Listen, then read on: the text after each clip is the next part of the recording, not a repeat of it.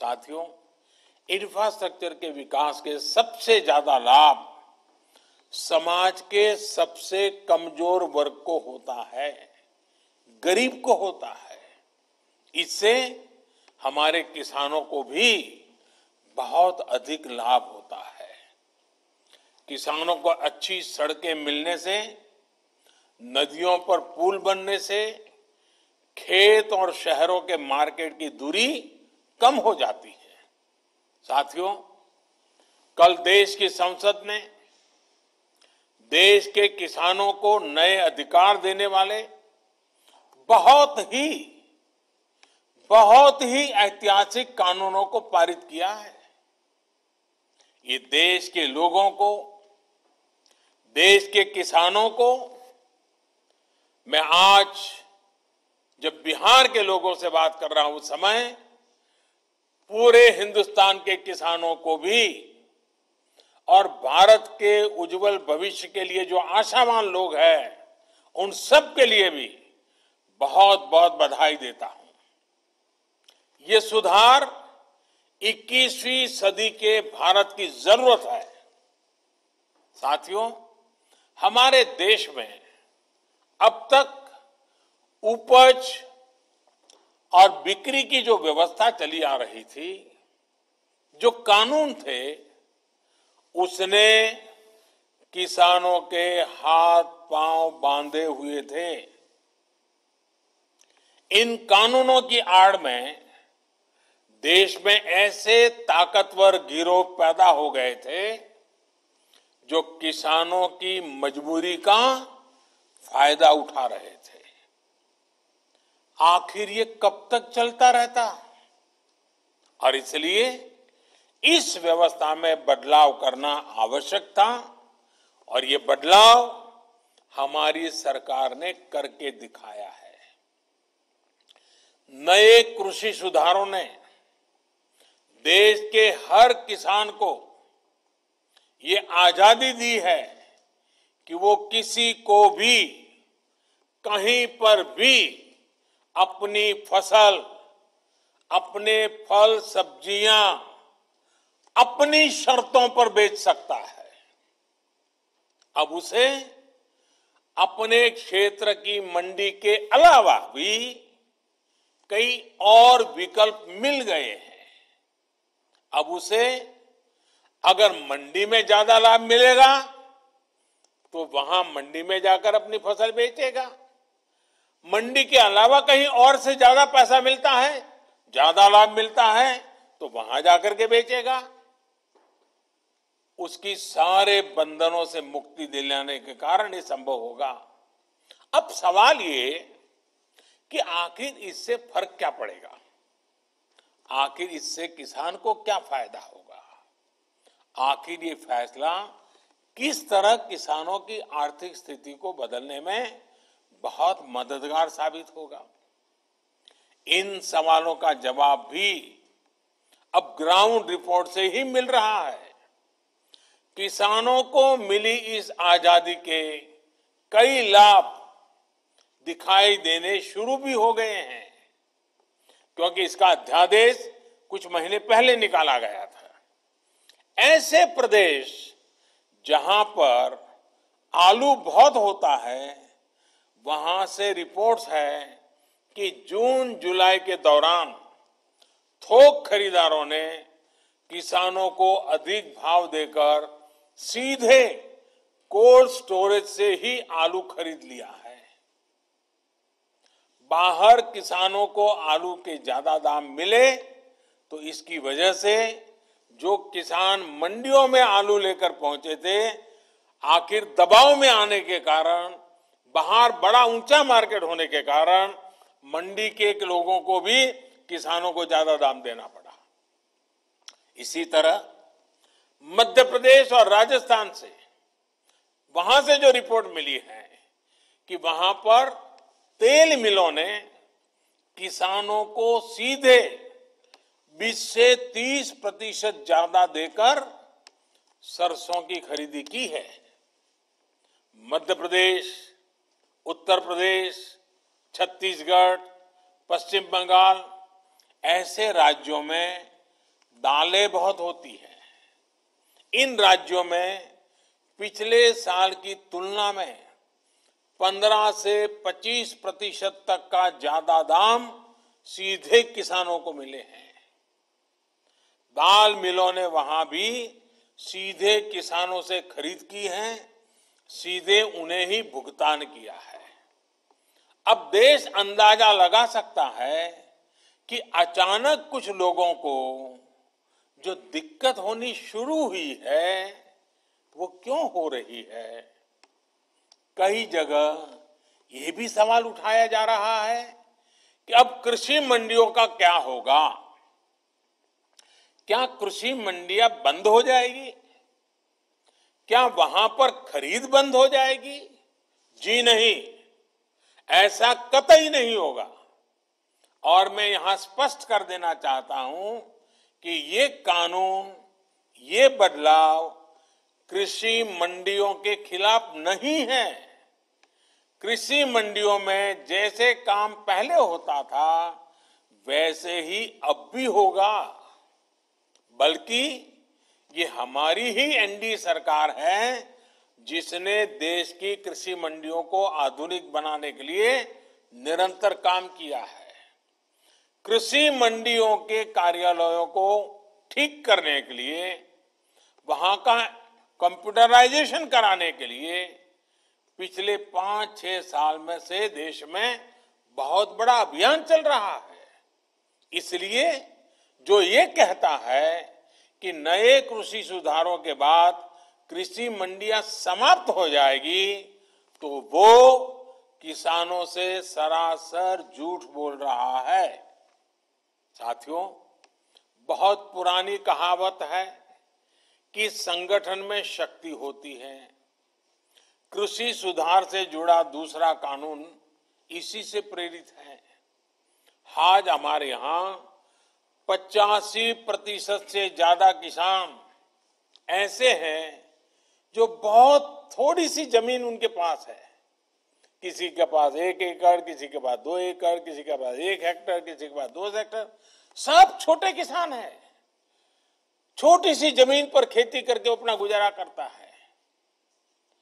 इस वजह से इनका खर्च भी बढ़ जाता है और उन्हें अपनी थोड़ी सी उपज बेचने पर सही कीमत भी नहीं मिलती है। लेकिन जब किसी क्षेत्र के ऐसे किसान अगर एक संगठन बनाकर यही काम करते हैं तो उनका खर्च भी कम होता है और सही कीमत भी सुनिश्चित होती है।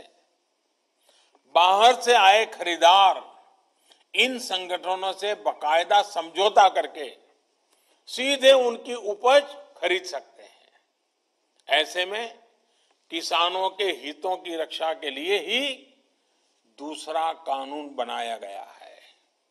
एक ऐसा अनोखा कानून है जहां किसान के ऊपर कोई बंधन नहीं होगा।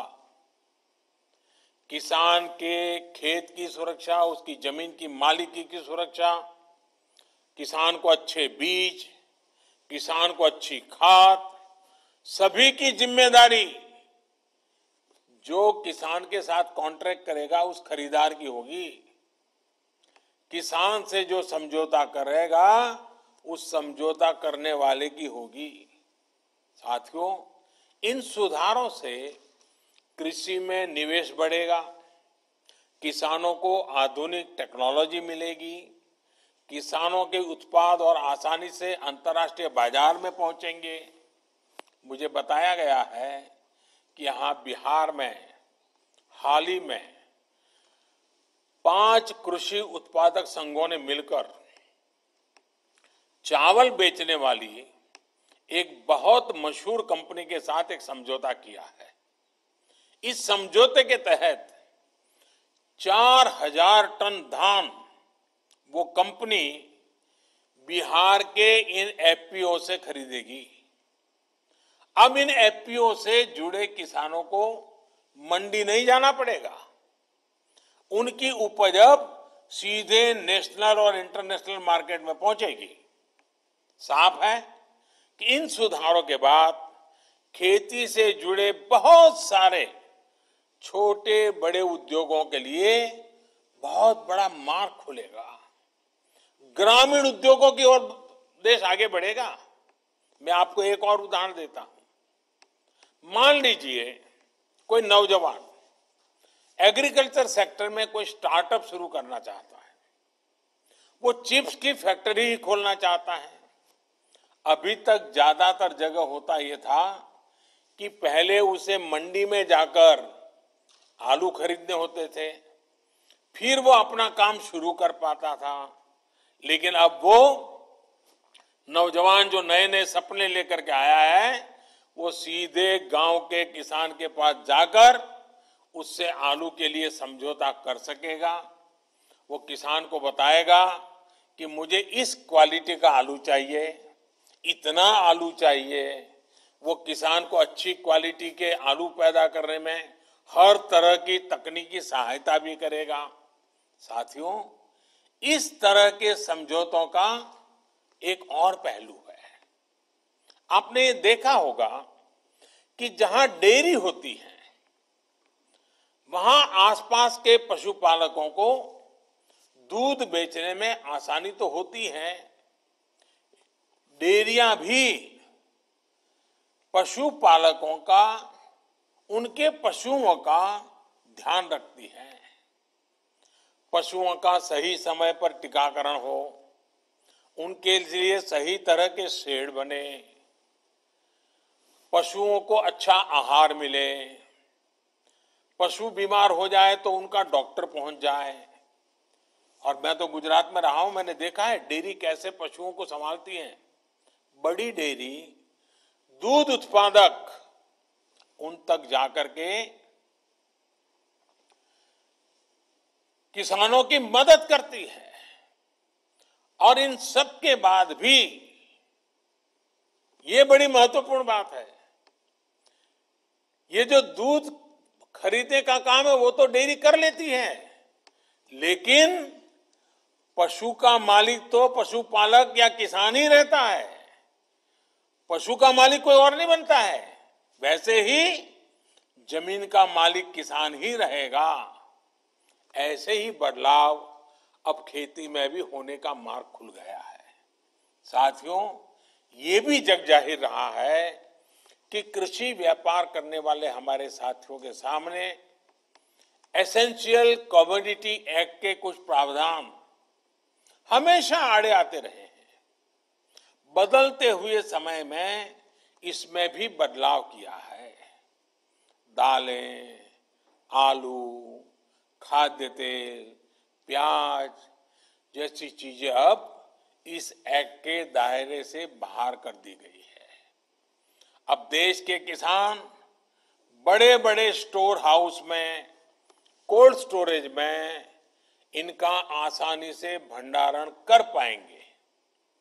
जब भंडारण से जुड़ी कानूनी दिक्कतें दूर होगी तो हमारे देश में कोल्ड स्टोरेज का भी नेटवर्क और विकसित होगा, उसका और विस्तार होगा। साथियों, कृषि क्षेत्र में इन ऐतिहासिक बदलावों के बाद, इतने बड़े व्यवस्था परिवर्तन के बाद, कुछ लोगों को अपने हाथ से नियंत्रण जाता हुआ दिखाई दे रहा है। इसलिए अब ये लोग एमएसपी पर किसानों को गुमराह करने में जुटे हैं। ये वही लोग हैं जो बरसों तक एमएसपी पर स्वामीनाथन कमेटी की सिफारिशों को अपने पैरों के नीचे दबाकर बैठे रहे। मैं देश के प्रत्येक किसान को इस बात का भरोसा देता हूं कि एमएसपी की व्यवस्था जैसे पहले चलती आ रही थी वैसे ही चलती रहने वाली है। इसी तरह हर सीजन में सरकारी खरीद के लिए जिस तरह अभियान चलाया जाता है वो भी पहले की तरह चलते रहेंगे। साथियों, किसानों को एमएसपी देने और सरकारी खरीद के लिए जितना काम हमारी सरकार ने किया है वो पहले कभी नहीं किया गया। बीते 5 साल में जितनी सरकारी खरीद हुई है और 2014 से पहले के 5 साल में जितनी सरकारी खरीदी हुई है, उसके आंकड़े देखोगे तो कौन सच बोल रहा है, कौन किसानों के लिए काम कर रहा है, कौन किसानों के भलाई के लिए काम कर रहा है, इसकी गवाही वहीं से मिल जाएगी। मैं अगर दलहन और तिलहन की ही बात करूं तो पहले की तुलना में दलहन और तिलहन की सरकारी खरीद करीब करीब 24 गुना अधिक हो की गई है, 24 गुना अधिक। इस साल कोरोना संक्रमण के दौरान भी रबी सीजन में किसानों से गेहूं की रिकॉर्ड खरीदी की गई है। इस साल रबी में गेहूं, धान, दलहन और तिलहन को मिलाकर किसानों को 1,13,000 करोड़ रुपए एमएसपी पर दिया गया है। ये राशि भी पिछले साल के मुकाबले 30% से ज्यादा है। यानी कोरोना काल में न सिर्फ रिकॉर्ड सरकारी खरीद हुई, बल्कि किसानों को रिकॉर्ड भुगतान भी किया गया है। साथियों, 21वीं सदी के भारत का यह दायित्व है कि वो देश के किसानों के लिए आधुनिक सोच के साथ नई व्यवस्थाओं का निर्माण करे। देश के किसानों को, देश की खेती को आत्मनिर्भर बनाने के लिए हमारे प्रयास निरंतर जारी रहेंगे।